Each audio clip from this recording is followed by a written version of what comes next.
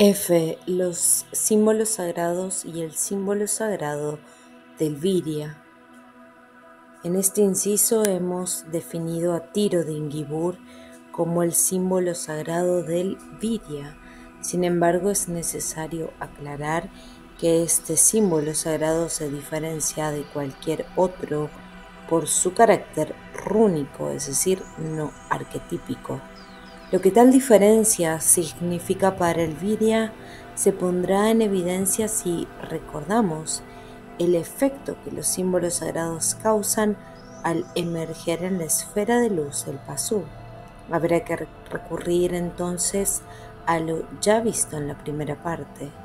En primer lugar, reparemos en que todo símbolo que emerge en la esfera de luz actúa frente al sujeto como el representante de un arquetipo, vale decir, el símbolo se despliega en un proceso evolutivo que tiende hacia una perfección final o entelequia. Durante dicho proceso, el símbolo enajena la atención del sujeto. Página 144.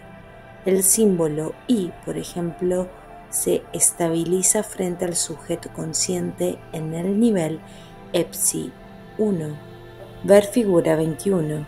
El nivel de estabilización de toda representación consciente se alcanza en un solo movimiento que comienza en la estructura cultural en la figura 21. Esto significa que el símbolo I' emerge desde el plano de significación hasta el nivel EPSI 1 en un solo movimiento progresivo hasta EPSI y brusco hasta EPSI 1.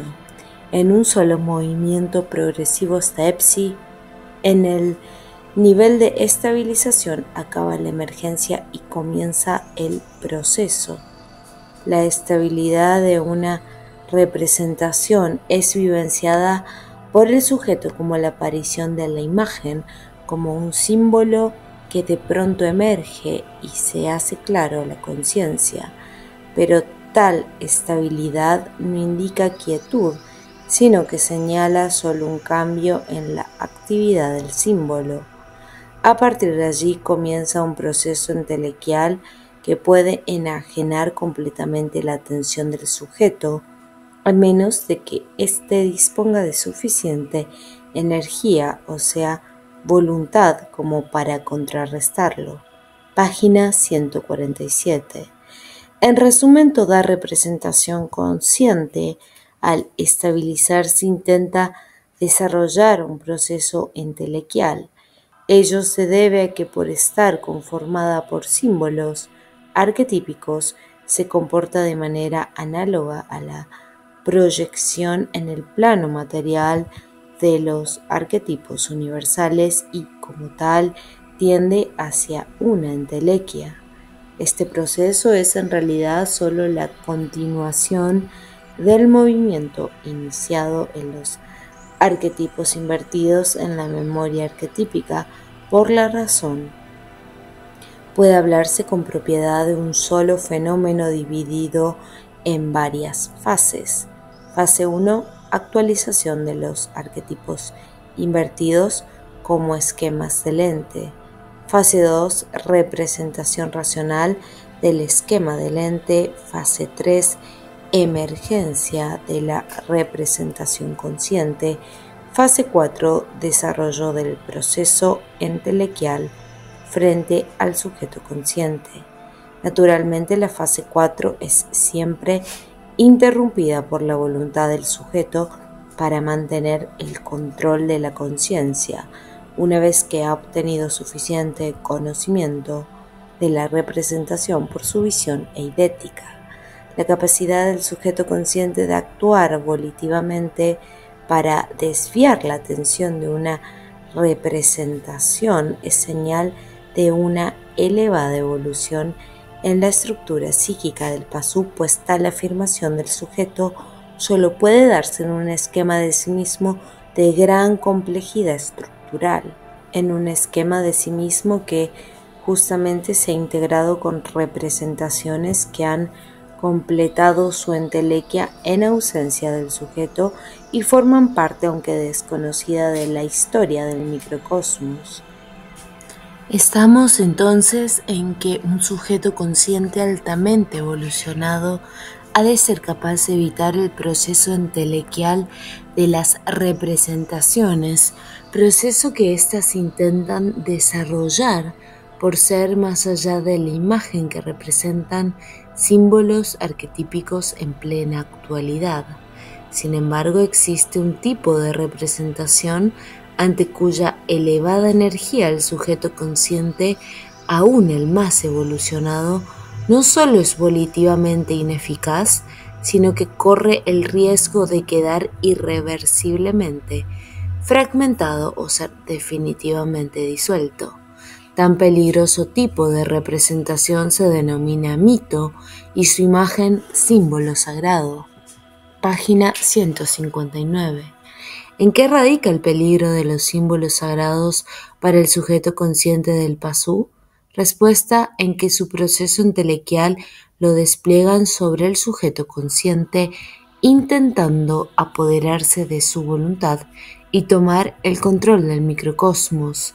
Para observar este proceso con más detalle, hay que partir del caso en que el sujeto consciente reflexiona sobre una fantasía, causando su interpretación racional por el sujeto anímico de las estructuras inconscientes y su enmascaramiento con un símbolo sagrado emergente, tal como se explicó en H, página 159, con el ejemplo del dios pez alado.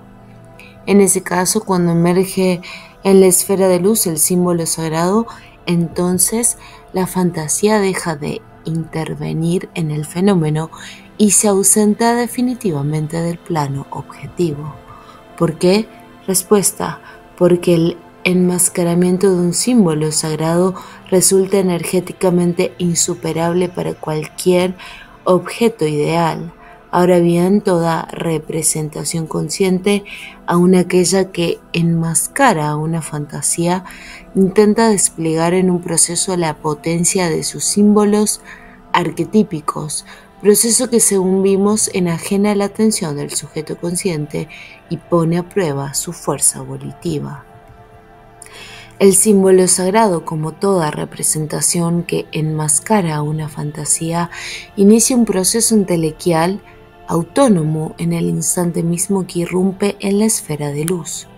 Pero hay una diferencia entre ambos procesos, una esencial y peligrosa diferencia.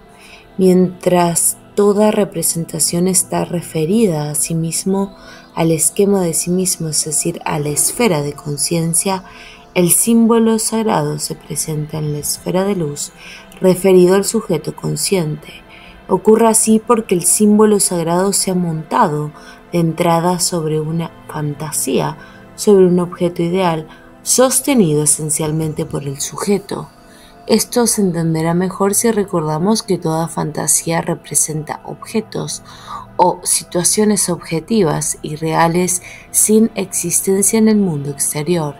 Tales objetos irreales, objetos de la fantasía o fantasmas, solo pueden existir en la mente como productos del sujeto consciente. El sujeto consciente sostiene la existencia de la fantasía por más evidentemente irreal que sea su contenido. Y por eso el símbolo sagrado que se superpone a ella, que de ella recibe su fundamento, resulta también esencialmente apuntalado por el sujeto consciente referido a éste. Resulta clara la diferencia apuntada. Toda representación consciente por su primera intención está referida a sí mismo. Las fantasías, en cambio, no poseen primera intención, son producto del sujeto consciente, creaciones, y están sostenidas por éste.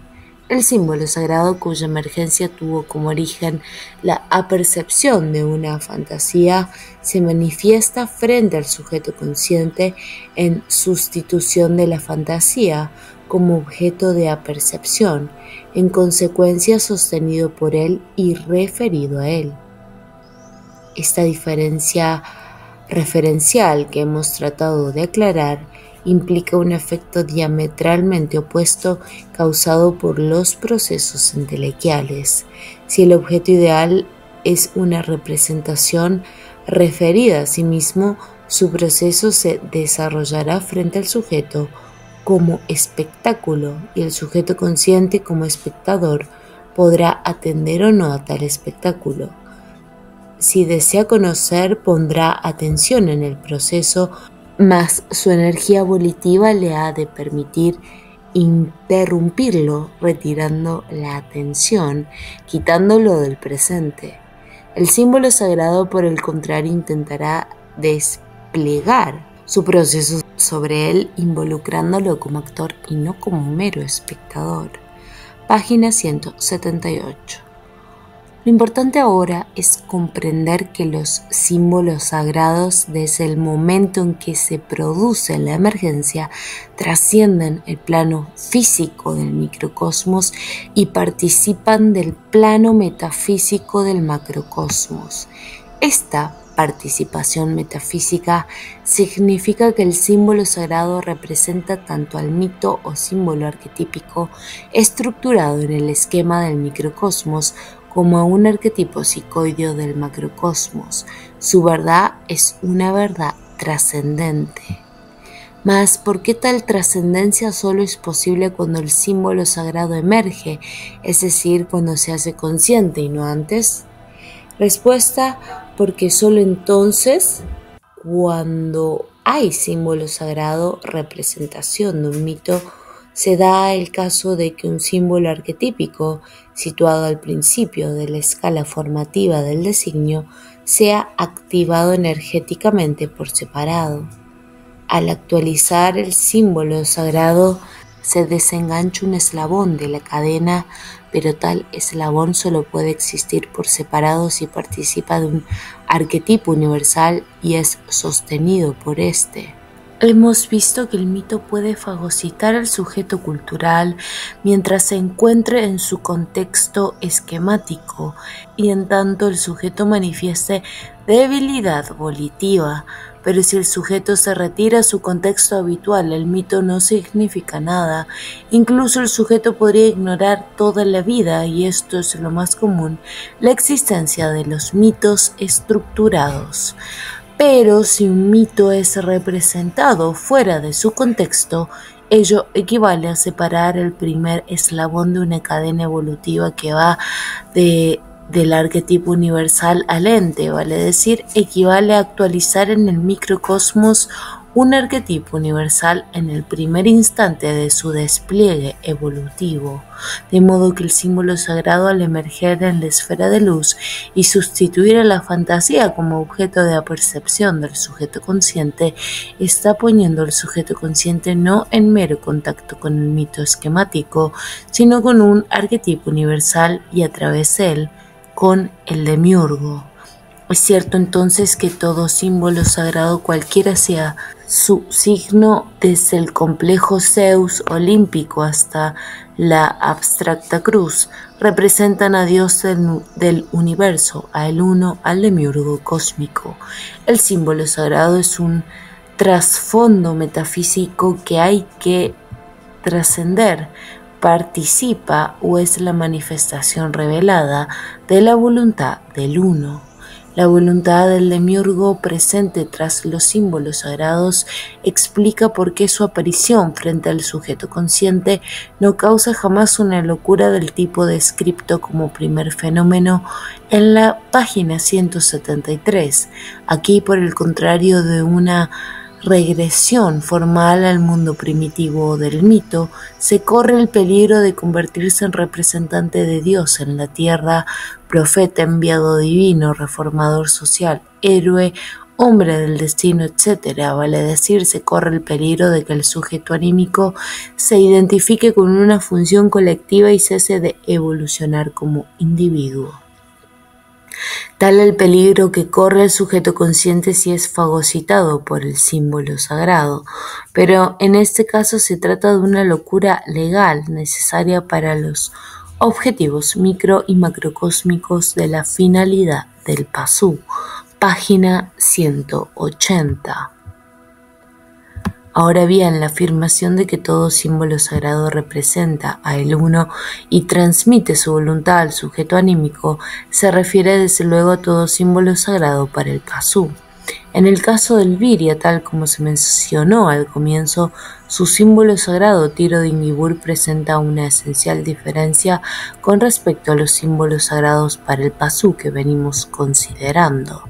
Esta diferencia se pondrá de manifiesto si nos referimos a los símbolos sagrados iniciáticos, es decir, aquellos que son empleados colectivamente para iniciar a sus receptores en el conocimiento de una verdad metafísica. Con tal motivo, el iniciador comunicará al iniciado el símbolo sagrado y éste, por inducción trascendental, será capaz de ponerse en contacto con la verdad metafísica que el símbolo sagrado representa. Cuando ello ocurre, se desarrolla un fenómeno psíquico análogo al que hemos descrito en el caso en que el símbolo sagrado enmascara y sustituye a una fantasía. El símbolo sagrado revelado al sujeto consciente por inducción trascendental se despliega en un proceso evolutivo e intenta fagocitar